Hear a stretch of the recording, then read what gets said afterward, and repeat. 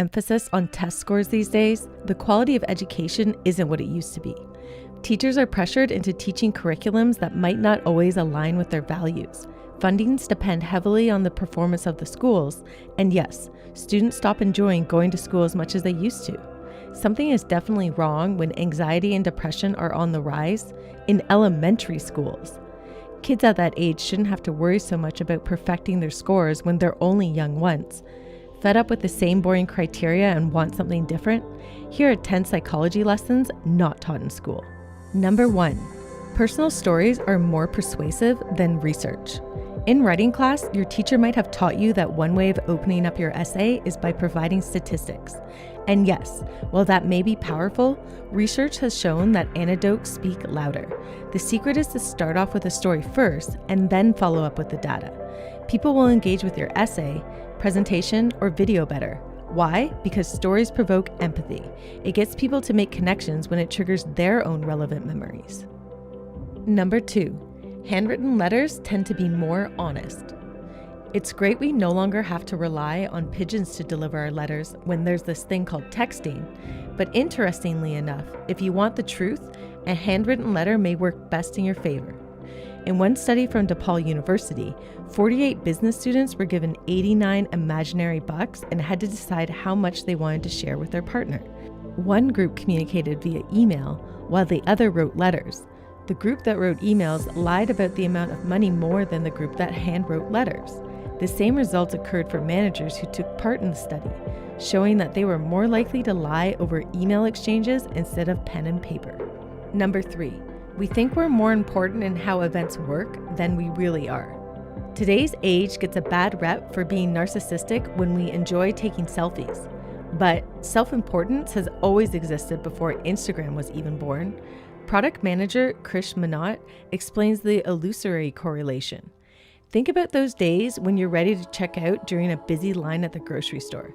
You might sulk and complain why the lines aren't going any faster and may even start to believe the other line is better, without being aware that you're moving and making progress, too, in the lane you've already chosen. The illusory correlation happens when we mistake two things for being linked, even though they aren't. We only notice two things at the grocery store: ourselves and the line moving faster.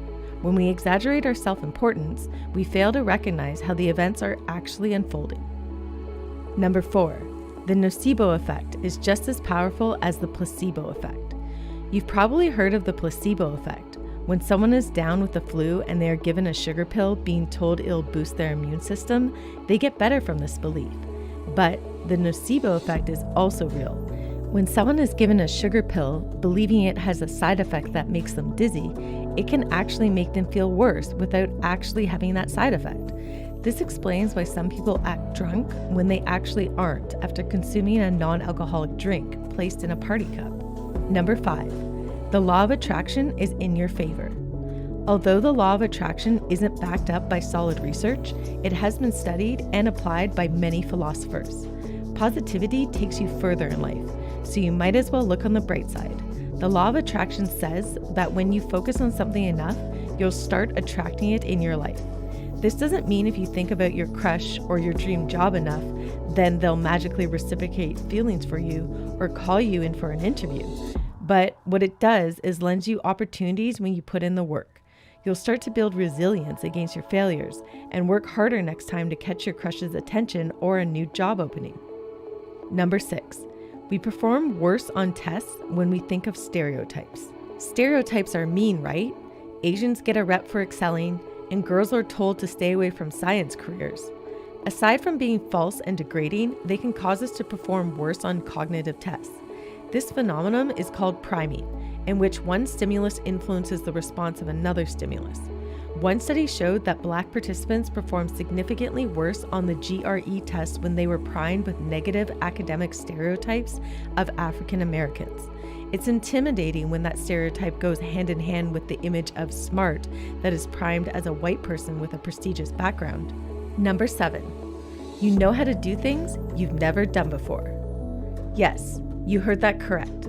Let's take the example of someone who knows how to read books, but has never read on a Kindle or iPad before. They use what is called a mental model. They're familiar with what a book looks like when they open it up, so to some degree, they also know what to expect when they start navigating the tools on the Kindle or iPad. Mental models can be efficient when they help people problem solve in unfamiliar situations. Number 8. If you see your crush more regularly, your chance of scoring a date is higher. This is called the mere exposure effect. This doesn't mean that chance is necessarily 100%, but people generally start to like things they are exposed to on a daily basis. You might shrug something off if you see it once, like a scarf at a clothing store or a bottle of juice at the gas station. But the more you see these items when you run errands, you might start to grow curious about them each time. The same applies to your crush. They might just start thinking about you too, the more you guys pass each other in the hallways or have the same classes together. Number 9, we associate the individual with adjectives they use to describe others. This phenomenon is called spontaneous trait transference. If you start bad-mouthing about a family member, friend, or coworker, the person listening to you might start to associate those same traits with you. This is why it's probably not a good idea to gossip or talk ill of someone behind their back. Number 10, multitasking slows things down. You see it on job postings and lifestyle blogs all the time. Multitasking is seen as effective, but this information is misleading. According to research studies, it takes an average of 15 minutes for your brain to reorient itself to the primary task. So if you're trying to cook while also responding to texts at the same time, your efficiency actually can drop as much as 40%. Bottom line, avoid multitasking as much as possible. You'll spend more time than if you focus on one project at a time.